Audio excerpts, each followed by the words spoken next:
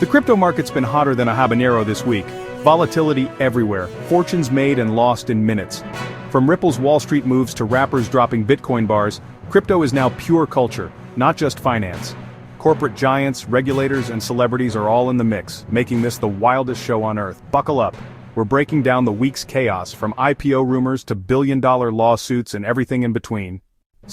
Ripple just applied for a U.S. national bank charter. Yes, the same Ripple that's been brawling with the SEC for years.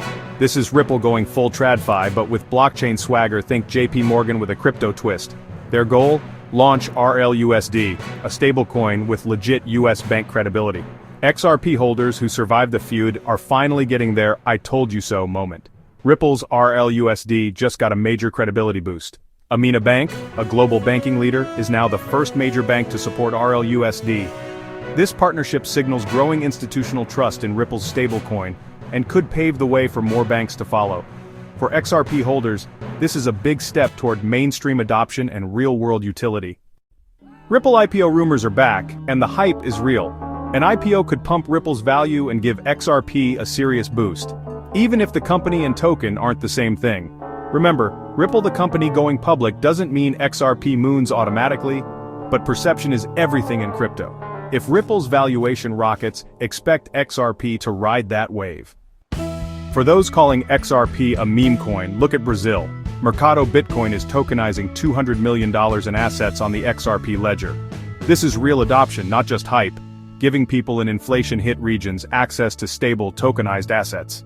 While others chase meme coins, XRP quietly builds real-world utility. Trump's big beautiful bill landed with a thud for crypto. No tax breaks, no clarity, just crickets. But crypto investors are still hopeful. If the bill boosts the economy, some of that new cash could flow into digital assets. In crypto, even a nothing burger can be spun into hopium. When we lose, we find a way to win. Senator Cynthia Lummis is back with a new crypto tax bill to simplify reporting and cut the IRS headaches. Her proposal includes a de minimis exemption for small transactions, no more tracking every coffee purchase. It's a step toward treating crypto like real currency, not just a speculative asset. Thank you, Senator Lummis, for making crypto taxes a little less painful. Nano Labs just bought $50 million in BNB through an OTC deal. Serious whale energy. Big OTC buys like this usually mean long-term conviction and inside knowledge. Something's brewing on Binance. Keep your eyes peeled. Binance research reports stablecoins have topped $250 billion in supply, a record high. That's $250 billion in dry powder ready to flood into crypto at any moment. Investors are staying in crypto, waiting for the next big move.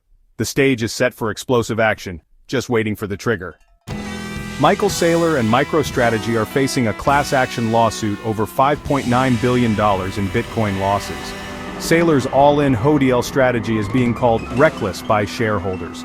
This case could set a precedent for how public companies handle crypto on their balance sheets. Can you bet the farm on Bitcoin? The courts will decide. Ethereum shot past $2,600 this week thanks to strong US payroll data, of all things. Normally, good economic news means less risk appetite, but crypto doesn't play by the old rules. Investors piled into ETH anyway, proving the market's logic is as twisted as ever. Welcome to the new financial paradigm. Rules optional, number go up. The SEC's new chairman is promising clear, innovation-friendly crypto rules, finally. After years of lawsuits and confusion, this is a big shift in tone. Builders and investors want clarity, not chaos. Maybe, just maybe, the US is ready to play nice with crypto. The SEC just approved Grayscale's multi-crypto ETF, letting investors buy a basket of top coins in one click. This opens the door for mainstream and institutional money to flow into crypto beyond just Bitcoin. Diversification just got a lot easier. The floodgates for Wall Street capital are opening wider. Singapore wrapped up a $2.2 billion crypto money laundering case, seizing luxury goods but handing out only fines, no jail time. The message? Crime doesn't pay. Unless you do it at scale, then you just pay a fee.